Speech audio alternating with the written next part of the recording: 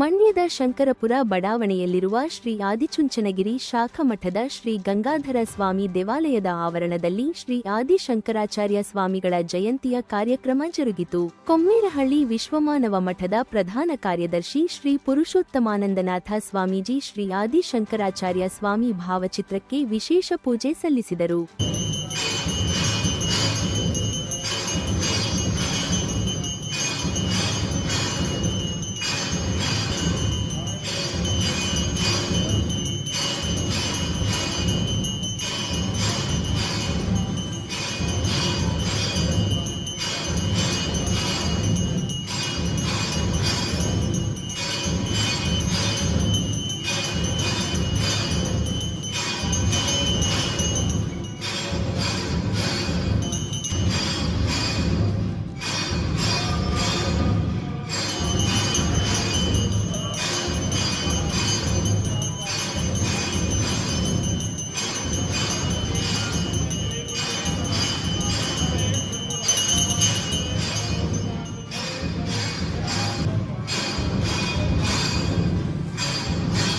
ನಂತರ ಮಾತನಾಡಿದ ಅವರು, ಆದಿಶಂಕರಾಚಾರ್ಯರು ಹಿಂದೂ ಧರ್ಮವನ್ನು ಬೆಂಬಲಿಸುವ ತಮ್ಮ ತತ್ವಶಾಸ್ತ್ರವನ್ನು ಹರಡಲು ಭಾರತೀಯ ಉಪಖಂಡದಾದ್ಯಂತ ಸಂಚಾರವನ್ನು ಮಾಡಿದರು.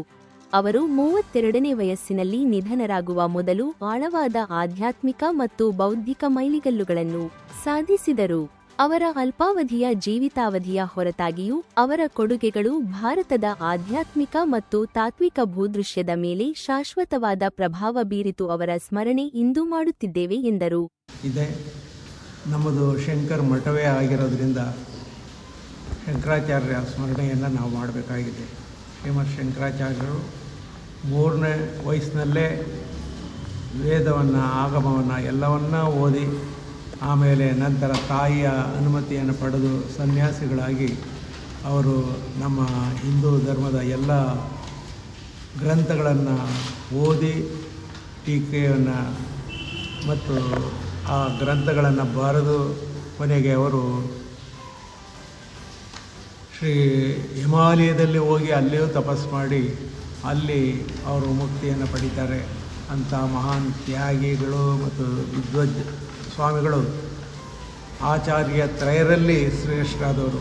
ಇವರು ಎಲ್ಲ ದೇವರುಗಳ ಸ್ಮರಣೆಯನ್ನು, ಎಲ್ಲ ದೇವರುಗಳ ಸ್ತೋತ್ರಗಳನ್ನು ಮಾಡಿದ್ದಾರೆ. ಸ್ತೋತ್ರಗಳನ್ನು ಬರೆದು ಹೇಳಿ ನಂತರ ಅದ್ವೈತವನ್ನು ಪ್ರತಿಪಾದನೆಯನ್ನು ಮಾಡಿದ್ದಾರೆ. ಅಂಥವರ ಸ್ಮರಣೆ ಇವತ್ತು ಮಾಡೋದು ಬಹಳ ಶ್ರೇಷ್ಠವಾದದ್ದು.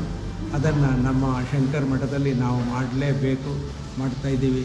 ಅವರ ಒಂದು ಆಶೀರ್ವಾದ ನಮ್ಮ ಎಲ್ಲ ಜನರ ಮೇಲೆ ಇರಬೇಕು ಅಂತ ಪ್ರಾರ್ಥನೆ ಮಾಡಿ, ಮಂಡ್ಯದಲ್ಲಿ ಬೆಳೆ ಮಳೆ ಎಲ್ಲ ಚೆನ್ನಾಗಿ ಬಿದ್ದು ಜನರ ನೆಮ್ಮದಿಗೆ ಅನುಕೂಲ ಮಾಡಬೇಕು, ಶ್ರೀಮತ್ ಶಂಕರಾಚಾರ್ಯರು ಆಶೀರ್ವಾದ ಮಾಡಬೇಕು ಅಂತ ಪ್ರಾರ್ಥನೆ ಮಾಡಿ. ಈ ಸಂದರ್ಭದಲ್ಲಿ ದೇವಾಲಯದ ಪ್ರಧಾನ ಅರ್ಚಕರುಗಳಾದ ಮಂಜುನಾಥ, ಪ್ರಭು ಹಾಗೂ ಭಕ್ತಾದಿಗಳು ಹಾಜರಿದ್ದರು.